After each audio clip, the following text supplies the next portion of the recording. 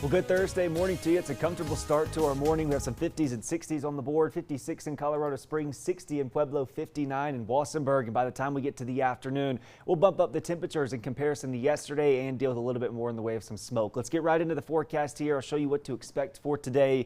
I'm going to start you off with some current conditions. This is downtown Colorado Springs. Outside right now, we're not seeing a lot because the sun hasn't quite come up yet, but it's 56 on this current reading and 60 in Pueblo outside. But what you're not seeing is there's a couple areas of some low-level clouds out there, and so I'm using the visibility map because it doesn't always show up well on the satellite and radar. So a couple pockets here in the Pikes Peak region and along the lower Arkansas River Valley. You can see that in La Junta and also into Lamar. So just something to keep in mind early this morning if you're heading out on the roadways. Satellite and radar locally not showing much, but I'll zoom you out to the national scene just to show you kind of the why behind the weather pattern that we're seeing. A lot of the moisture is confined into Arizona and also into New Mexico. Not seeing much here into Colorado as we're getting this big ridge of high pressure starting to build in, and that high itself is moving towards the north and east, and that'll bump up our temperatures by the time we get to the afternoon. So warmer air starting to make its way in here into southern Colorado, and so by the time we get to the afternoon, we'll be dealing with more 90s on the board. 91 in Colorado Springs, 97 in Canyon City, and 97 in Pueblo.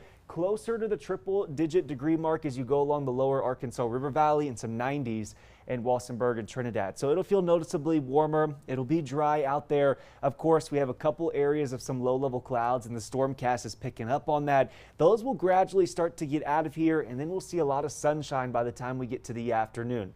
The one exception here is there could be a little bit of some moisture in the same spot as yesterday, just onto the Colorado-New Mexico border. I don't think a lot of these stay into Colorado at all. I think they stay confined into New Mexico. But there could be a shower or storm that does creep over the line. For the most part, we stay very dry for today. It does turn a little bit more breezy in the afternoon, most notably over the Continental Divide, and you're seeing that pick up over Chaffee County, parts of Saguache, and also into the San Luis Valley. And notice the wind direction coming in from the west.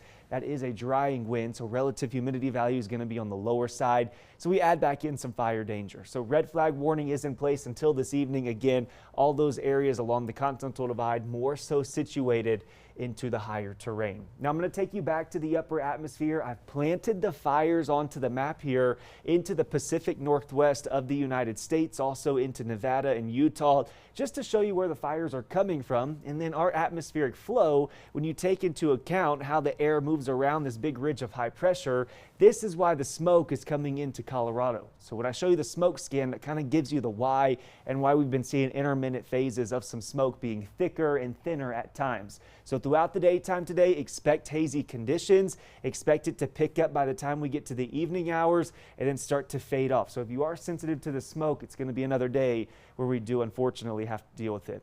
Going into the rest of the 7-day forecast, it does turn plain hot, especially in Pueblo and Canyon City. Hundreds on the board for tomorrow and also into Canyon City. Going into the weekend, seeing a lot more of it. Going to be a really hot one to round out this week.